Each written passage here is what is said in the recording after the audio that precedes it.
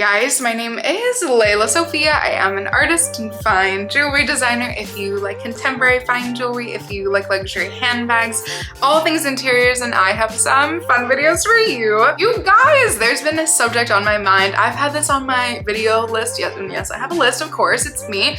I've had this on my video list for a long time, okay? I finally feel like I'm being tempted enough that I really need your help, and also want to give some reasons as to why I don't normally go for this kind of category, but essentially a discussion about why I primarily again don't buy mid-tier brand or high street brand bags, why that is, and if I should start, what you guys think, and essentially just really open the conversation. First and foremost, if you guys are new here, thank you so much for tuning in. I can't wait to see you in all of my future videos. Make sure that you like this video, subscribe to my channel, follow me on Instagram at lelasophia jewelry. I put out videos every Wednesday, Friday, and Sunday, and so I cannot wait to see you guys in the next one. Okay, so again, I've been ruminating on this video for a long time, okay, because I see so many of my favorite creators here doing a little dibble dabble, which I really genuinely appreciate. And I dibble dabble mostly in shoes and coats. I'm trying to think, mainly shoes and coats, and I do a mix of high street, mid-tier, and luxury. Let's be honest here. I don't really have that much luxury when it comes to my actual clothing wardrobe, okay? Because the conversation that I say all the time, but until my favorite luxury brands start making plus sizes, I literally have absolutely no access to it, so that's a story for another day. But when it comes to handbags, I have dibble-dabbled in the past, and I'm trying to think, I'm trying to keep myself, holding myself accountable. I think I've almost only exclusively bought whatever, luxury, designer, tier, actual handbags for the last several years. And I want to start off with the first reason because I'm gonna be really honest with you guys. This is a safe space. I hope. I love you guys so much. I don't think I have the self-control. I think that's really the number one issue. I don't think I have the self-control because when all of a sudden the number $300 pops up, and I know this is an absolute problem, which is why I just don't indulge in general, because $300 is not nothing, okay? $300 is a lot of money. And I am so cheap in every other aspect of my entire life. You have no idea. You don't want to go to the grocery store with me, okay? You don't want to go get coffee with me, let alone go. I don't even drink alcohol anymore, thank God, because New York prices, are we dying? I am such a cheap person. And yet when it comes to handbags and fine jewelry, of course, I'm like, yeah, it's a totally different sphere. Sunglasses and fragrance has a little bit creeped up. I'm not going to, I'm just being really honest. Sunglasses and fragrance have definitely almost reached the, oh, I'm only gonna buy the luxury tier from now on out. What? Like, we all have our different things, okay? I will not pay for food, but give me $1,000 bag and I'll say, oh my gosh, this is perfect, what a deal. Insane, I know. And so when I see the number $300, $200, $150, oh my God, no control, zero control. And I want to talk about a couple bags because I never talk about mid-tier brands with us, but I should more, okay? And again, I just want to start this off by saying I'm a designer myself. I am not into dupe culture.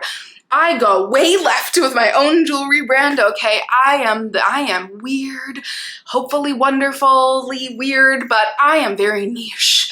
To put it lightly, I go the full opposite way, God willing, but maybe a little too much sometimes, okay? Dupes are not my vibe. Until I saw, who posted it? One of my favorite, I think it was maybe Olivia's shopping diary. I hope I'm saying that her handle correctly if I remember it, or one of my little favorite, you know, all the favorite people that I like literally have their tabs open on my Instagram so that I can check in on them every day. Yeah, maybe it's a little crazy, but I think she posted this new bag from COS. And I realized, I don't know whether COS is categorized as mid-tier or high street, not sure, but I would definitely say that they're mid-tier. When I saw the dupe of the Row Margot bag, and I know, maybe it shouldn't even be considered as a dupe of the Row Margot bag, but you know, we're just being honest here. I think it's pretty obvious. I literally sent this to my mom and to my friend Moon, and so thank you guys, just by the way, because I know hopefully both of you are maybe watching, but I said, should I just buy this right now? Like, I have zero self-control. Both of them were like, no, You want a Birkin, you want the Magda Butrón Jumbo Brigitte bag, maybe the Elio bag, those all you would get and then immediately give away the Cause version. They were right. They were absolutely right. Do I still a little bit maybe? Did I possibly maybe try to go to Cause and it was, thank God, you know, under construction, the Bryant Park location yesterday? Maybe. Had I seen the bag there, would I maybe would have bought it? Maybe. I don't know what's wrong with me. And so that's my exhibit A, is that I don't think I have enough self-control. I try so hard to keep my bag collection in a tight, orderly, very analyzed, very curated, you know, manner. Did that make any sense? I keep my bag collection in an organized manner. I don't even know how to say that sentence, but yeah, I try to be as analytical and curated as possible. And yes, it's annoying. It sounds pretentious. It probably is. I'm sorry. As Mary says, it's if you get it, you get it. I guess I have to just adopt that attitude because I sound crazy, but really it's a very good outlet for my organizational issues. Do I kind of want to dibble dabble in the COS world, in the Jacquemus world? Jacquemus is an interesting one because I did own a Jacquemus bag for almost 2 years.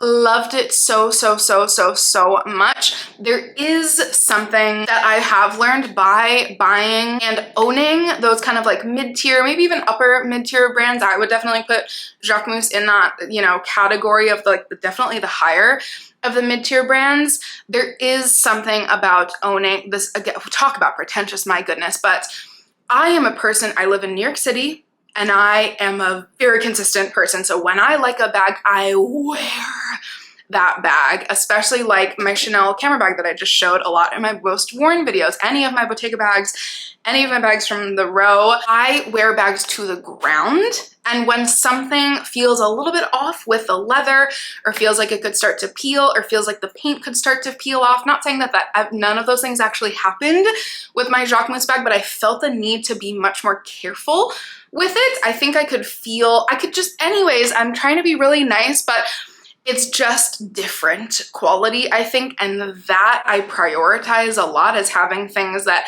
I know will get butterier, will get better with time, things that will actually like wear with you. That's, oh my God, thank God that I'm realizing how to say this correctly. I want things that will wear with me versus things that will wear down. And that I just haven't tried with a Jacquemus bag. I haven't owned Coach in years and years and years. But some people say that Coach's quality is amazing. I don't know how I feel about Ralph Lauren bags exactly. There's so many of these mid-tier brands that I'm like, oh my gosh, if I had more self-control, should I be dibble-dabbling in them more? But above all else, I think that I'm such a quality person. Even if I were to just own one piece, I'd rather own one Hermes bag, shall we say, or one bag from the row, or one bag from Bottega, because each one of those bags just gets better looking, or vintage Chanel, to be really honest.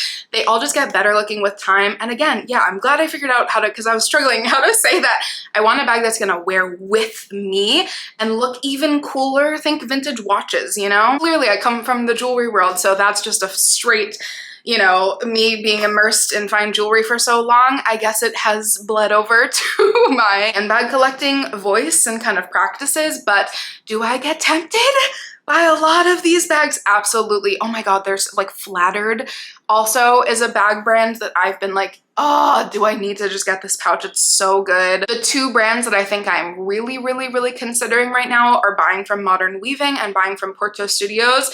And those two, one Modern Weaving I have purchased from, and Porto Studios I've heard like the quality is absolutely incredible. And so I can attest to that, or other people can attest to that. And that makes me feel really good about buying from those brands, especially they're also more independent, I believe. Ooh, but brands like Pauline and again, Studio Ashley, I found a bag from there that I, again, what is wrong with me? Like over the weekend, I was like, my birthday's in 2 weeks. I should just get this bag. No, see, I'm so glad that I stopped myself. But you guys tell me if like some of these bags are really worth buying, and if I'm just need to work on my self-control and start dibble-dabbling. The last reason, which I think is probably the most valid reason, these reasons are like kind of stupid and very me, very me-coded, very lelasophia.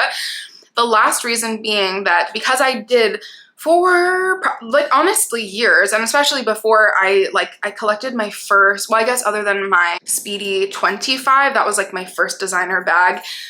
you know, that was a one-off. It wasn't until exactly 10 years ago, because I graduated college, which is crazy, exactly 10 years ago in December. I was 21. I bought myself my first Givenchy Pandora mini bag on eBay. She's been a sustainable secondhand kind of girly for the last 10 years. In those 10 years, I hyperfixated on Riccardo Tisci for Givenchy.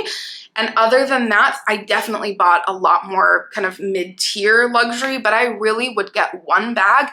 Like my Pandora bag was insane quality. My Gucci Dionysus, oh my gosh, like I just wore one bag at a time. But then for like travel or something extra, I would buy mid-tier and kind of high street or whatnot, any of those, whatever, little more independent categories. I even bought like a vintage Furla bag. I brought that on vacation with me one time. This is all for me to say I have done this before, and what I've realized is when I do buy a piece that is mid-tier, it might be lesser in retail, but the resale, unless it's like a really hot bag. Oh my God, Mansur Gavriel, is that how we say that name?